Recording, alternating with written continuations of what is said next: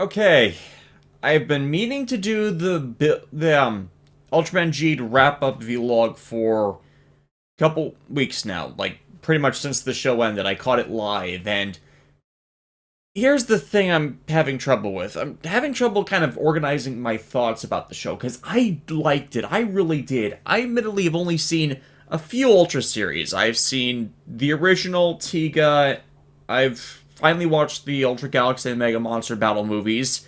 And everything else, it's very much spotty. It's like, I know stuff because I read Tsuburaya's biography by August Ragone, but on a first-hand basis, I'm pretty much getting everything else I know off of the Ultraman wiki, and so I don't know if this is a good judge for the entire franchise, aside from what I know secondhand. That like a lot of series, thanks to Tsuburaya's financial issues, the last few Ultra series have been gimmick heavy for toy sale stuff, which, hey, Kamen Rider and Super Sentai have done that, so it's not that big a deal for them to do that. Um, Most Ultra series these days run for no more than 26 episodes due to, again, financial limitations and all that, but I liked Gene. I liked its themes. Koichi Sakamoto's direction for everything fit very well. The themology they were working towards. All the characters, the main characters, had decent spotlight and were nonetheless appealing. There wasn't any bad characters amongst any of the cast members. Riku himself was how best to describe this?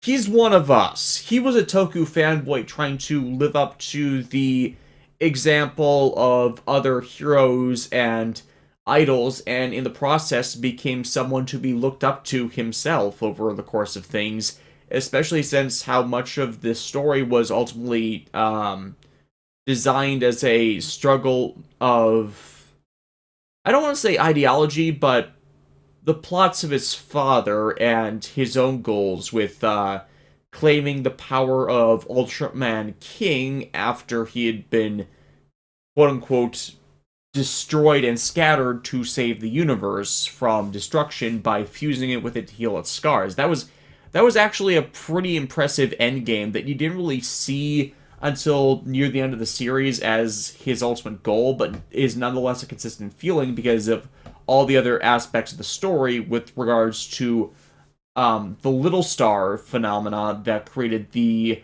Ultraman power themed Ultra capsules and how those all tie into the story. It's an example of having to use a sales gimmick well with regards to its utilization in the story.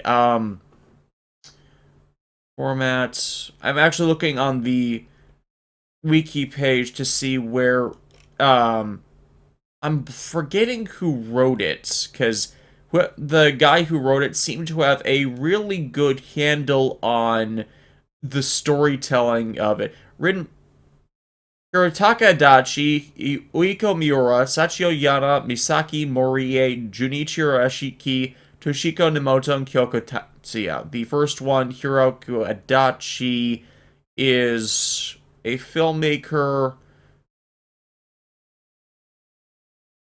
Literary magazine Faust. Sorry, I'm looking up the main writer's work credits, and he's done a bunch of things that have been translated, but I'm not familiar with any of them. Okay, the Tokyo Pop manga calling you the Tokyo Pop manga goth, or is that supposed to be a Tokyo Pop novel? F Sensei. I have not seen or read anything by this guy, but he seemed to have a handle on the novelization of JoJo's Bizarre Adventure. Should have known. Yeah, this is his first um television production credits. So this is actually overall this is pretty good, and he and the writers for all of this seemed to have an excellent grasp of the material and what they wanted to do with the characters. So if you're looking to get into Ultraman, I've already been into Ultraman, but as I said, I'm passive, not especially a fan. I respect the franchise immensely because of its longevity and what they've done with it that's different from how Kamen Super Sentai, and Garo deal with things as pretty balanced with the sci-fi, sci-fantasy work they do. But honestly, this is the first one I felt was really worth following for an extended period because of the mythos and lore it tied back into. That's, again, since there are no extended writing credits for any of the cast in doing TV dramas that I can find immediately off of hand, that is doubly as impressive to make as good a show as they did. As the overall theme of it, I really do feel is discovering oneself, discovering identity, and uh, Riku's ongoing journey to become a hero, and in essence replace his father, Ultraman Belial, amongst the Ultra Legion, since he is the infamous and fan-popular corrupted Ultraman, the evil Ultraman among them, even though, as the show continues to point out, it's him being evil isn't his own fault. Ultraman Belial, excuse me if I pause to look through this, because I just have to double check the name. I don't want to get this wrong. Belial.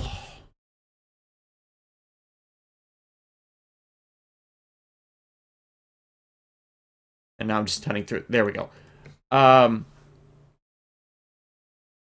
Ultraman Belial was corrupted by the power of the Ray Blood into an Ultra Rayonics after he greedily tried to steal the Plasma Spark, which is the source of power in the Land of Light.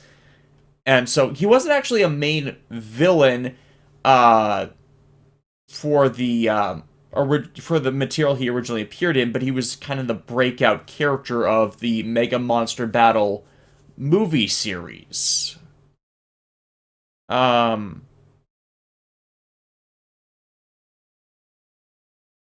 Rayonics. I still try to find the monster that's corrupted him. It's like, I know it's in here somewhere. Alien Ray Blood appeared and baptized the Ultra Warrior into a Rayonics. Yeah, that was the monster that,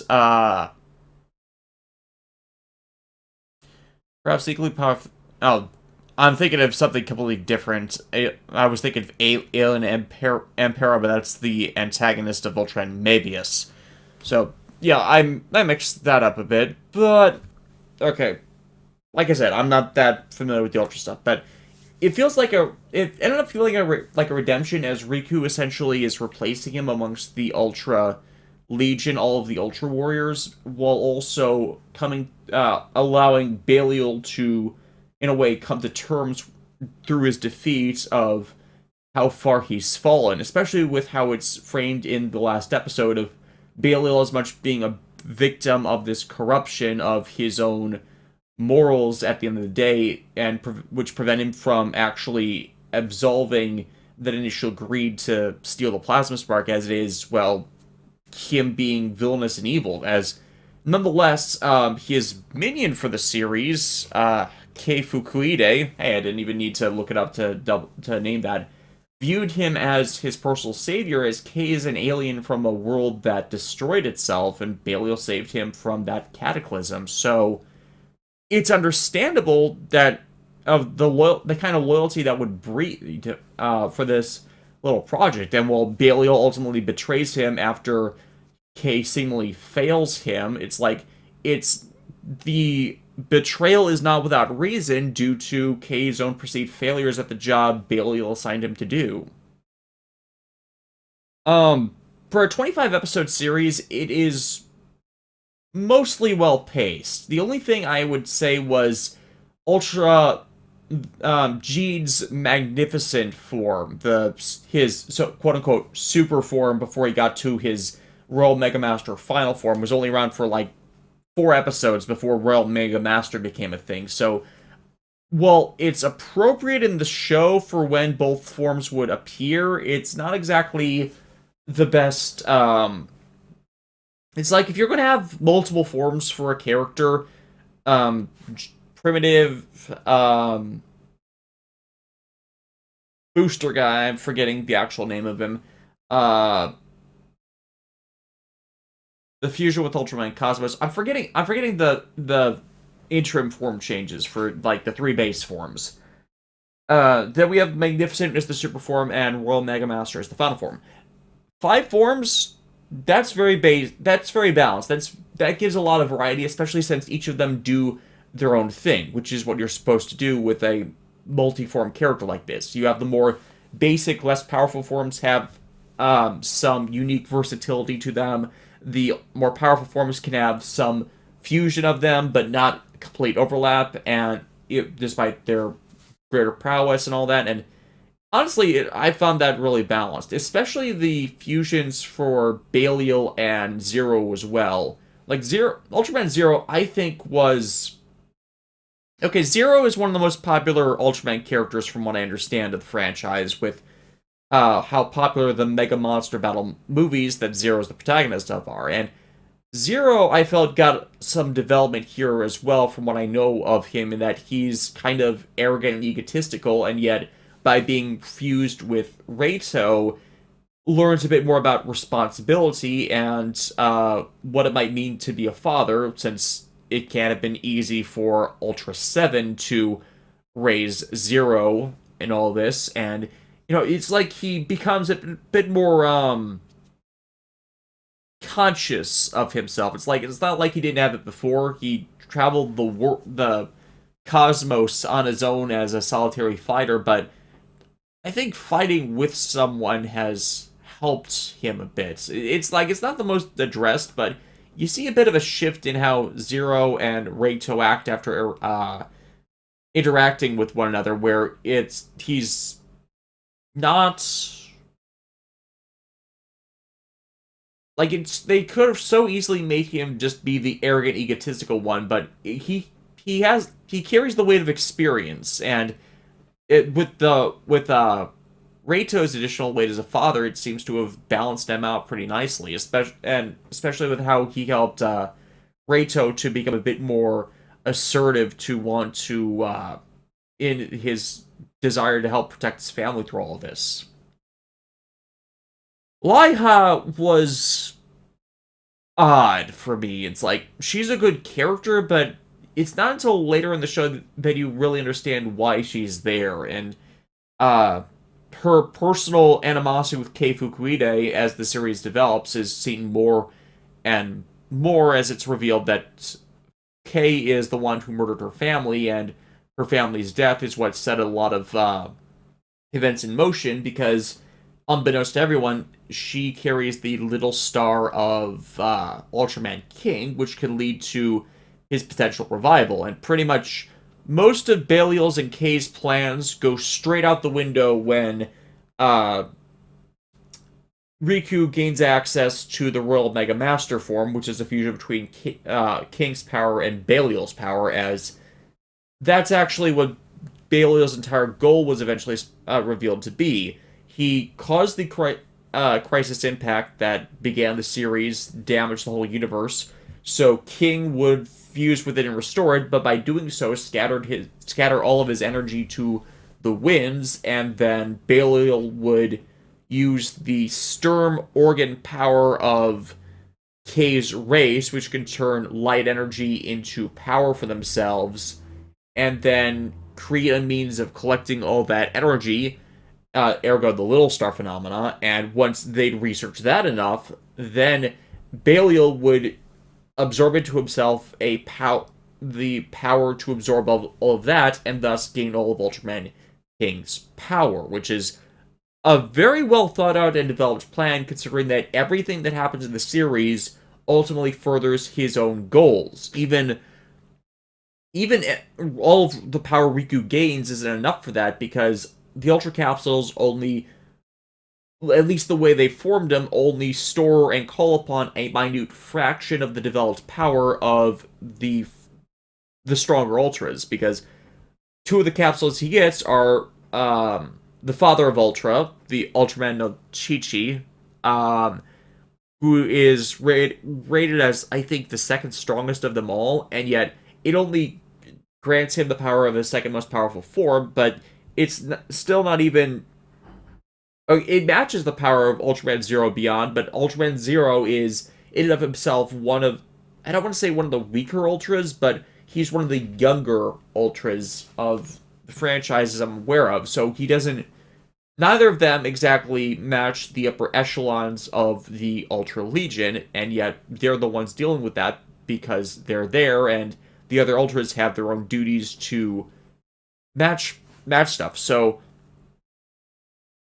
they're still growing. They're calling upon powers greater than themselves, and that's also power that Belial covets. So it makes total sense, the progression of things and how they deal with it, and how they then have to find a way to stop that is all seeded as well throughout the story. The Storm Organs, the power, them processing how to stop Belial's collection of this power.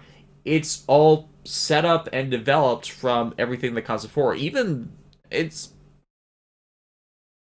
like, it's another show where you think there's filler episodes developing people, but there's not really true filler episodes in the series. And I guess that helps that, again, it's only a 25 episode series. You don't really have room for filler or side stuff. You have to get the characters on board, you have to give them the develop you can, and you need to progress the story. And it all does that excellently. And I wish I could get into more details. I wish I'd been following the show all the way through to better detail all of this, and Riku's journey, and Laiha's journey, and Moa's journey. Honestly, Moa, I feel, somewhat feels like the least important character, except from the perspective of more than Riku's tokusatsu hero fascination in story, which, again, he is one of us on that in that respect. Moa is the one responsible for imparting that and his life philosophy that helps to define him as a hero. And I gotta admit, the love triangle thing, it wasn't given the most focus in the show, of how Moa, despite being older, is massively crushing and as infatuated with Riku, who sees her as an older sister type. And then you have Laiha, who has a very good dynamic with Riku, but you don't really know if it's romantic or not, but there seems to be signs of it. And then Riku, who's not exactly... Okay, he is a bit more oblivious to Moa, but since he's not full human, it's... Even though he's been raised by humans, I don't think he gets the full attraction and crush angle. And pretty much I liked it because, you know, there at this point in time, there's not really going to become anything to it, but it's a possibility for the future that the relationships between them could change. And kind of the humor of the situation is there's acknowledgement of it that it's not going to happen now, but there's a possibility of it happening in the future. And if you're not going to just straight romance ship, it's better than teasing it but nothing coming of it. You're saying something could happen, but not at this time. We're focused on other things, and none of them are ready for that at this point. It's like, that's the better option if you're not going to go all the way out with it. Monster designs. Something I've liked about the more recent Ultra series is it's always been paying tribute back to legacy, in that even though they recycle monster designs and monster suits, it's acknowledged that this is a whole big universe, and these monsters are all species of creatures from across the universe. So even though it's a repeat monster, it's because you're just encountering something that someone else has seen before. And that is a good way to deal with this, instead of each monster being this thing we never see again unless we're actually calling upon that monster. No, Super Sentai and Kamen Rider don't do this. A specific monster is going to always match or be identified as that specific monster, not a member of a race. They might do siblings sibling or familial relationships where they copy a monster design or make multiples of it, but it's not ever going to be this is a race of monsters. This is a race of aliens. But we only with Toei it's always this is a race that exists, but you're only going to ever see one or the family members of that one. Here with Ultraman, these are a race of aliens, so if you see the suit, it's the same race. And it would be a better way for Toei to, if they ever did this in a Recycle the Monster Suit series, to address that would be so wise, and yet they don't. It's annoying.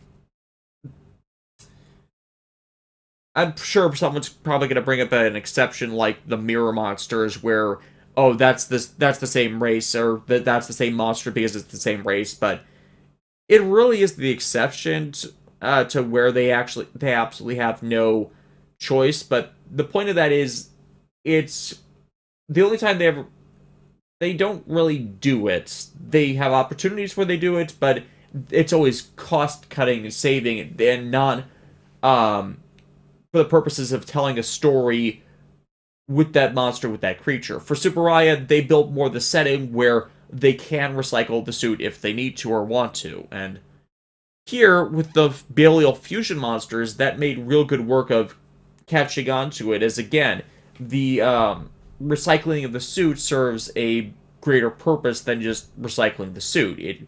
It's a progressive to the story and the culmination of things, especially when they eventually fuse them together to make cool monster designs out of them. Especially since this is apparently set in the main Ultraman universe, where all of these things are canon to have happened, which includes all these creatures and whatnot. So this one went on a bit longer than I thought I would, but yeah, to wrap this up, Ultraman Geed, I thought was a really good show. Check it out on Crunchyroll. It's up for browsing, and the more people that see it, the greater chance the next Ultraman series or more Ultraman series will pop up on Crunchyroll, and Superaya will get back to producing more of them, especially since they won their rights lawsuit against this other company that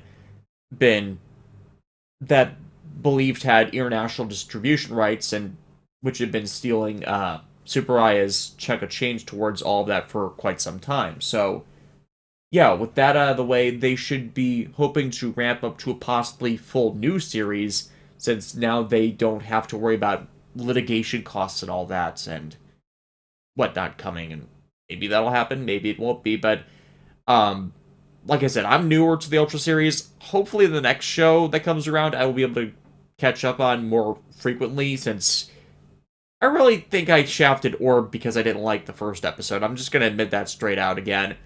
So possibly look into that one as well. They're getting a movie. Geed is getting a movie. I don't think Crunchyroll has the movies for Ultraman, so you gotta get those elsewhere. So yeah, wrap it up again. Geed is a good show. I wish I had had the chance to go through it in full, just for general recap of it, than I got here. And the build vlogs are coming. The build catch-up vlogs are coming, and we'll be getting to those soon. See you around.